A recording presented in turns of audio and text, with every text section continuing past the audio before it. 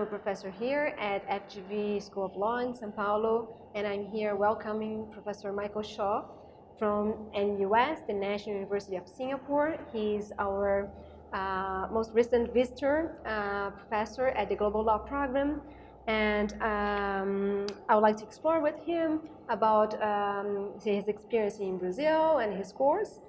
And Michael is also a long-standing partner of ours here at FGV on the activities and the debates on international economic law. So it's great to have you here. Oh, thank you very much for inviting me. Thank you. So Michael is teaching this course on international economic law and the regulation of green energy technologies. Tell us a little bit about the course and teaching this course at this moment of history for us.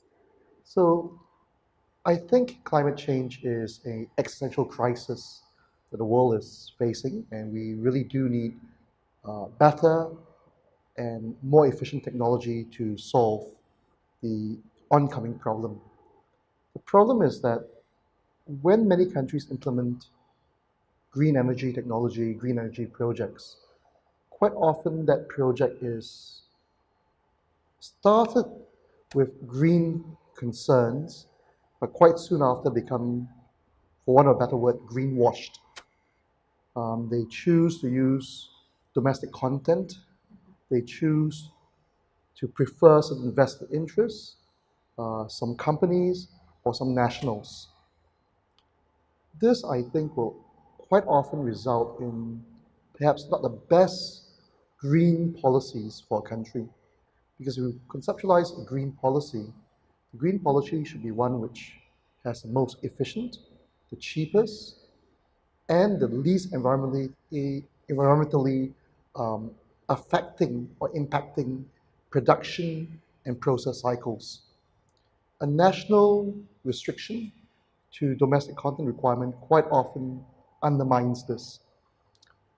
So when I conceptualize a course, I recognize that a lot of WTO law, a lot of international investment law, didn't have special rules for this. We have, of course, general rules, but my contention has always been that when you create a rule, if you create a rule well, and I think many international economic law rules are fairly good, though some need to be modified, when these rules are created, they can be applied in a technologically neutral way to ensure that we're able to enunciate the reasons why we take certain rules, the reason why we take certain policies, and provide a rationality for it, which I think is a core of any legal analysis. Why are you doing it? Is what you're doing proportional with your objectives? Are we balancing and weighing pros and cons properly? Or are we actually really just being interest captured because of corruption, because of voting, or because of other areas that political or government concerns move it away from the best and most efficient? Right. Considering like this lack of confidence today on international economic organizations, how do you see that this regulation that is still not perfect, as you mentioned, could still help countries to improve their development of green technologies, but not in a so discriminatory way? So I actually think that the WTO agreements provide a fair amount of policy space already. What's important is to fill that policy space with good policies. And the jurisprudence of the WTO, the way they've used the WTO's text and interpreted the text, particularly Article 20 of the GATT, I think provides enough policy space, but also requires states to justify why they use the policy space in a particular way. And any way which results in unfair discrimination cannot be justified. This is different from international investment law. International investment law, absent the more recent agreements, like the ASEAN Comprehensive Investment Agreement and many of the Canadian agreements, which incorporate WTO GATT Article 20 into the investment clauses, they don't have as much ostensible, obvious policy space.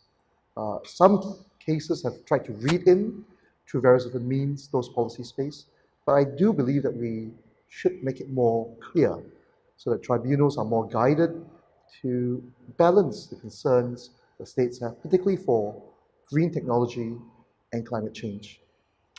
And what is the contrast that you see of countries that have invested in this industry of more green, getting more green technologies? And we know that Canada is one of those countries, but China is also investing in a lot in it. What the cases that we already have in the international economic law organizations tell us about the implementation of those policies in those countries? So there are three levels that we need to be concerned about. First, are countries subsidizing the production of green technology? A subsidy alone may not be a bad thing if it's to address market failure. The trouble is that sometimes subsidies done in a particular way, particularly regards to domestic content subsidies or export subsidies, create great trade distortions and therefore result in sometimes a technology which is not the best technology, not the most efficient technology, being more competitive because of pricing, because a particular state provides the funding to lower those prices. In a truly open market, that should not be the case. They should be competing on which is the best technology, the cheapest, most efficient. And trying to level that out works best. The trouble with solar technology is it's new. It's being developed. And R&D costs a lot. So we need to find ways to provide R&D subsidies, but not in a way which results in governments choosing who wins and loses because they're able to fund it more, but provide it as an open R&D program for the world.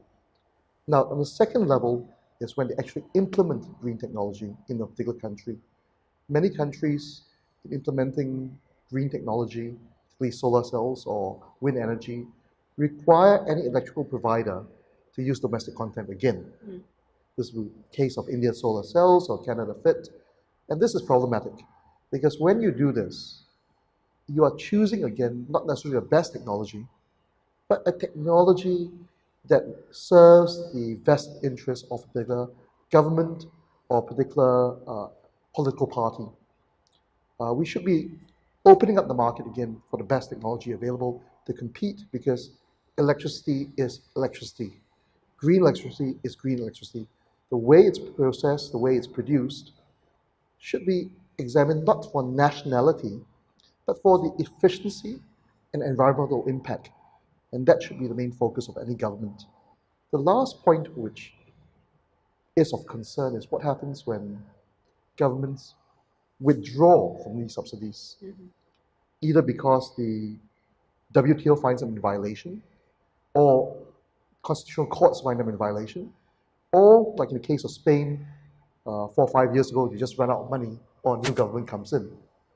This is problematic because quite often, if they are party to an investor treaty, and if a foreign investor invests in that country to provide the electricity, albeit with using domestic content or not, in those situations, a foreign investor may potentially sue.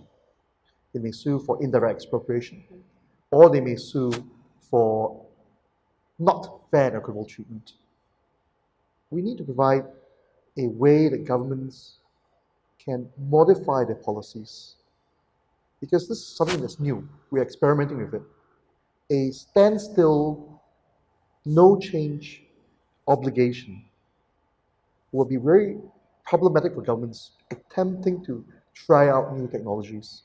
Because if they are so worried about being sued in this way, then it will have a chilling effect, and they will not be able to muster the political will to try out these new things. And we need more innovation, more courage, not less.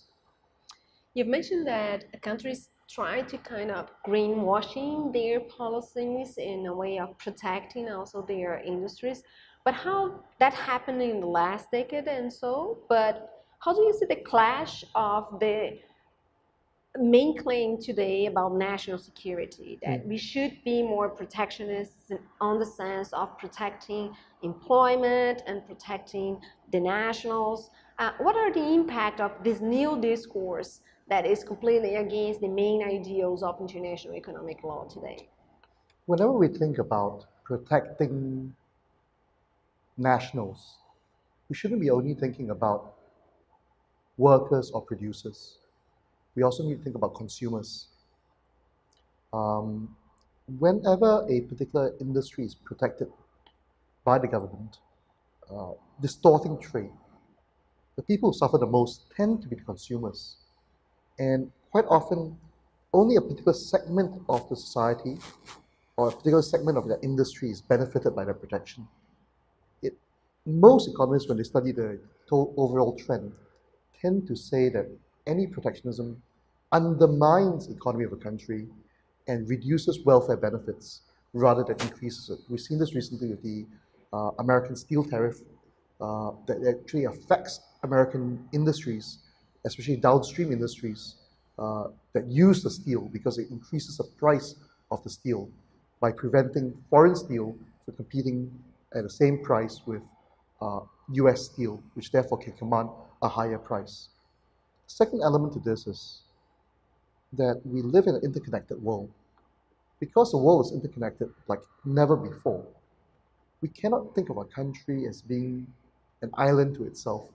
I know I come from Singapore, which is an island, but Singapore itself is one of the most interconnected countries in the world because we don't produce any food. All our food comes from outside Singapore. Yes, we produce some mushrooms, but that's about it. Rice, vegetables, meat come from all over, including Brazil. And we have multiple sources.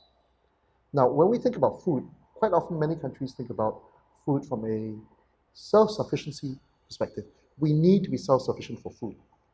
Therefore, this provides us with security. That's just not the case. In 2015, the Economist Intelligence Unit, the EIU, did a study and found that the most food secure country in the world was the United States. That's understandable, they produce a lot of food. But the second most food secure country in the world was a country that produced no food, Singapore. Singapore produces no food, was second most food secure country in the world because of our open society, our lowered non-existent tariffs for agriculture, our multiple streams of importation of food, our easy distribution networks within Singapore, a small country, and the relative prosperity of Singapore, providing people with enough money to buy this food. We were rated the second most food secure country in the world, which is bizarre if you think about it from a self-sufficiency perspective. But I recently wrote a book together with some other authors, arguing that we need to move away from the concept of self-sufficiency to the idea of collective security, that together we can move in that direction. And this will be important in the years to come because when we think about climate change, there will be some countries that will win and some countries that will lose. Russia, Canada, some of the colder parts of China will become more able to produce food. Some countries will produce less food, particularly around the equatorial area. Brazil in particular will see much drier climates. What happens when arbitrary geographical boundaries prevent us from being able to predict how much food will be produced? If we think in terms of these arbitrary geographical boundaries, we wouldn't be able to guarantee food supply anymore. So for food security, for job security, for the concerns of the consumers, my argument is not more protection, but actually less protection, more openness. And ultimately, any society that thinks too much about building walls is ultimately a society that worries too much, is fearful, is believing that they can't compete. And no empire has survived building walls for many generations. The early Qin dynasty, later on Ming dynasty, the moment they built the walls or enforced the walls, within 1 or 2 generations, the empire collapsed. This was true of the Hadrian's Wall as well, and we'll see whether this is true of Trump's wall. Okay. Thank you, Michael, for bringing us and giving us a taste of your current works. And I'm sure that our students are benefiting a lot about these ideas that you're bringing here. And I know that you, just to finish, but I know that you make interesting comparisons among Brazil and Singapore. In case you want to just leave us a word in comparing our cultures and the legal cultures that support the societies. So all my life, I always wanted to come for Carnival because it always seemed to be a moment of pure joy. Now, in Singapore, in 2015, the Gallup poll did a study of Singaporeans and also other countries around the world. And they basically asked questions: are you happy? Are you sad? Are you depressed today? Are you encouraged today? Did someone make you happy, smile at you? Did someone make you sad? Singapore was the least emotional country in that survey. Of course, the big problem is they didn't ask about food. If there's just about food, we have a lot of emotions. But the problem with that survey was that it showed that Singaporeans maybe either repress emotions or don't really have any contact with their true emotions. And that's very good for work and very good for business, because when you make decisions clearly, rationally, with a cool, clear head, you usually make better decisions. But, do you live? Are you happy? Do you know joy? So I always wanted to go to Carnival, and I'm very glad that you invited me, and I arranged it so that we could have this course here, but I would go to Carnival before. And I'm happy to say I survived Carnival in Rio, and it was a moment to see pure joy. Despite the troubles that Brazil faces, the economic situations, the unfortunate dam bursting in Belo Horizonte, even in Rio, the fire in the Flamengo soccer school, in moments where joy can be had, people experience it and don't worry so much about tomorrow.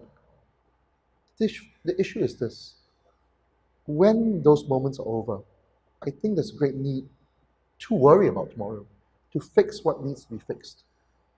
So institutions, processes, checklists, rule of law, enforcement of the law, I think are important considerations to prevent problems.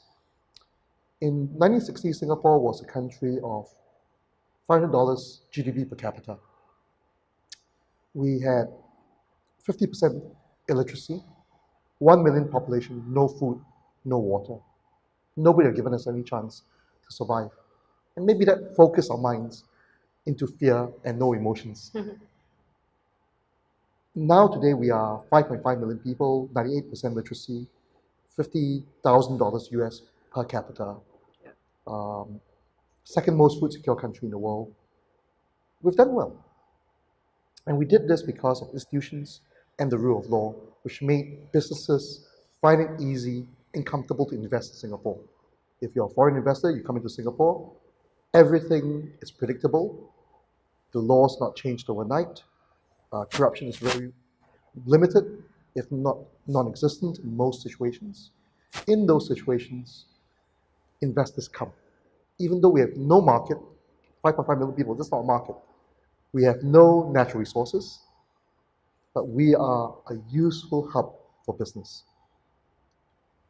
We need in Singapore, however, to learn to know how to enjoy the hard work we have worked hard to achieve success, but we don't yet know how to enjoy. And I think there's a great need to bring Latin America, and in particular Brazil, and Singapore closer together. Brazil knows how to live. Singapore knows how to stay alive. If we can make both countries learn from each other more, I think we'll have happier lives. Okay. Thank you so much, Michael, for bringing us not only your technical knowledge, but your thoughts, for sharing that with us and with everyone that sees us. Thank you. Thank you.